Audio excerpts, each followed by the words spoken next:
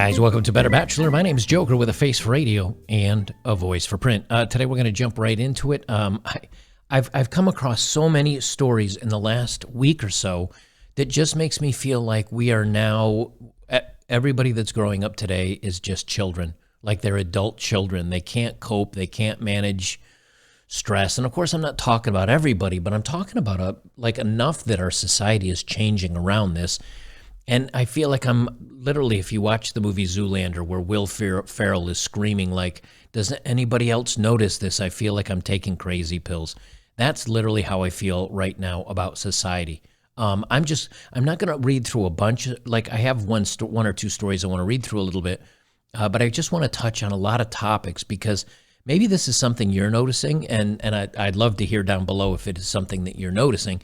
But it seems like people are just not adulting very well, and for some reason, like society is literally falling apart. And you look at our politicians, and they're up in their 80s, and I'm like, why don't we get some younger people into our government and into leading companies, and then you look at the young people. Not all of them, but a good number of them, and they're just not able to cope with the real world. So we're going to touch on that a little bit today. Before we get started, remember, I am doing the race for a retreat. Daily Wire's giving away either a McLaren or 250 grand. I want to win that 250 grand for a men's retreat. If you watch me for the last couple of years, you know this is something I want to do. And I'd like Daily Wire to pay for it. So you can get either a Razor subscription to a non-woke company that actually appreciates men, which is Jeremy's Razors. And if you're overseas or you're here and you don't want the Razors, you can always do a subscription to Daily Wire, which I do because that's where I get all the news stories that mainstream media won't talk about. We're currently in first place, but looks like we might have the President of the United States coming up on us, MAGA 45. So make sure to use the links down. I've pinned down below this video, or in the comments down below. I'll pin that as well, and make sure to help us get into first place. All right, main story, or the first story I want to talk about here. McDonald's announces a new Happy Meal for adults. And I just say, and again, I'm not going to read through all of these, but I at first I was like, okay, well, that's kind of nostalgic. That's kind of cool. And then I looked at the characters and I'm like, why do they all have 4 eyes? And they talk about here that they're bringing in a fashion label known for streetwear made popular by Kanye West and Pharrell Williams. I'm like, okay, well, that's for young people. That's not for us Gen Xers or boomers or anybody like that. But they're bringing back Happy Meals for the adult kids in life. And then this is the other thing that I wanted to talk about a minute. Look, I make fun of Lizzo mostly because she's appreciated for, like, some of her music's okay, I guess. Like, it's just not my thing. And she got notoriety this past week because she played a crystal flute. And I think it was James Madison's crystal flute. And all of a sudden it's cool to play a crystal flute by James Madison, even though apparently he also had slaves. Like, I thought we were getting rid of the statues because of that, but now it's okay that somebody plays this crystal flute. And I want to play just a second of this because... like, I didn't know this, but Lizzo is actually a pretty accomplished flute player. Like I said, I don't listen to her music. And I listened to her play this for a minute, and I thought, hey, you know what? If you're going to pull something out and play it for the masses and show some appreciation, like, okay, like she's not like a first seat in a concert or in an orchestra or something, but like, okay, I get it. I'm just going to play a quick second of this.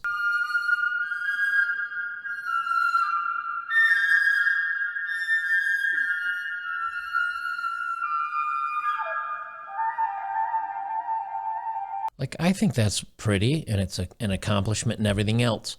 But see, that's not enough to get people's attention now.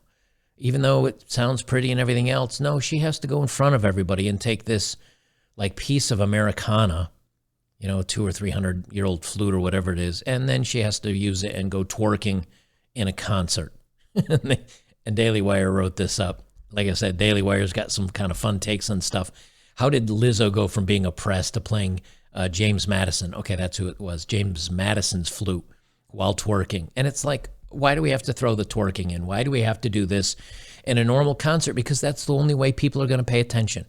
Because young people today have attention of the gnats. We've got to do this now. And so, and the weird thing that surprised me is she said she was saying this during the concert. She tweeted, "No one has ever heard this famous crystal flute before. Now you have. I'm the first and only person to ever play this presidential 200-year-old crystal flute." And it shows her in her concert doing this. But here's the thing. It wasn't the first time she'd played it. She just played it a little while ago. But again, she has to make it a big deal and play it in a concert. And you may be saying, well, this is no really big deal. But to me, I look at it like Idiocracy. If you've seen Idiocracy, everything becomes a farce and everything is a joke, and everybody is stupid. And when you're like, oh, this is a beautiful piece of American history, and now I'm going to go twerk in front of everybody while playing it, it's like, okay, we're just now aiming society at everybody that is their children, their grown-up children, to get their attention. I did this in another video the other day, and so I'm just going to briefly touch on this. But this was tweeted out. A woman has a screaming meltdown in Walmart checkout line, and the video goes viral. And this is like I'm going to try to adjust the volume here a little bit. But she's tweaking out. She's screaming at the top of her lungs. She's just having a fit. And she's the one that cut, and she's sitting here like this, shaking her hands, saying, I can't handle, just screeching at the top of her lungs. As a matter of fact, at the end of the video, let me turn this up just a little bit. I won't blow your ears out. That's an adult. You're making it worse! Let's just walk up. I'm just talking. Walk up, walk. She's screaming like a toddler. And this is a woman that's she has wine in her cart, so she's old enough to drink. And she's just screaming at the top of her lungs because she can't handle an interaction with somebody, like as a mature adult. And then you look at college campuses today. And anybody that wants to come on to a campus and speak about a topic, and this has been out for years, but anybody that wants to come onto a college campus and speak about an issue that they're not happy with, they pull fire alarms, they scream, they protest, they throw trash cans through windows. They're just a bunch of toddlers. And again, I know not everybody's up like this, but this is something you guys should be aware of, because if you're trying to interact with people either at work or at Walmart, or that somebody that went to one of these Ivy League colleges that paid $250,000 a year to become a mental patient, you guys are going to have to know this, because these are also the women that are out there trying to date and do everything else right now. Here's another one. Right here from Microsoft. It's not a career ladder. It's a career playground. And they're like, oh, here's how you can kind of make things playful and fun at work. And here's another one, the rise of recreation rooms in the corporate world. The corporate world just got serious about spare time. And they're putting in pool table. Now, don't get me wrong. You can say, well, it's kind of cool to have like pool tables and sleep pods and nappy time and safe rooms, but can we not just manage to go to work for 8 or 10 hours a day? And something, look, if they want you to work more than that, make sure that you're appropriately compensated for that. I was in the work world. I wasn't a 9-to-5, or I was probably an 8-to-6 or 8-to-7, but my salary was also in six figures. And when I did do overtime, once I hit a certain point, I started getting bonus money. Like, these are things that you can actually negotiate in your contracts. But now it's like, well, we need a couple down hours to regenerate and get my feel good, happy vibes on so I can continue work.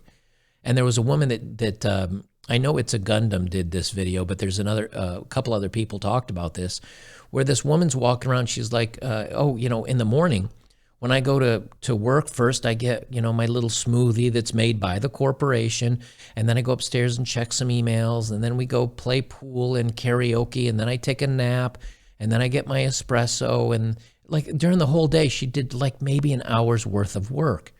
And I know you guys busting your hump out there in the field are like, hey, we work solid until lunchtime, then we all sit around and, maybe get some food, and then we go right back to work. Guys that are working on roofs or plumbers or electricians don't get this stuff. But also keep in mind, the people that are having these playground playtimes in these corporate world, that's going to go away when the money starts getting pinched down. And here's another example that I just wanted to talk about. And this is John Fetterman. He's a U.S. Senate candidate. This is somebody that's going to be running for our government position. And I don't know if he's trying to be like hip or like trying to reach out to young people, but he's like, DC could use a kick in the balls. When he dresses like that, it's not an accident. He's kicking authority in the balls. Yeah. He's kicking authority in the balls. Yeah. He's kicking authority in the balls. Yeah. He's kicking authority in the balls. Yeah.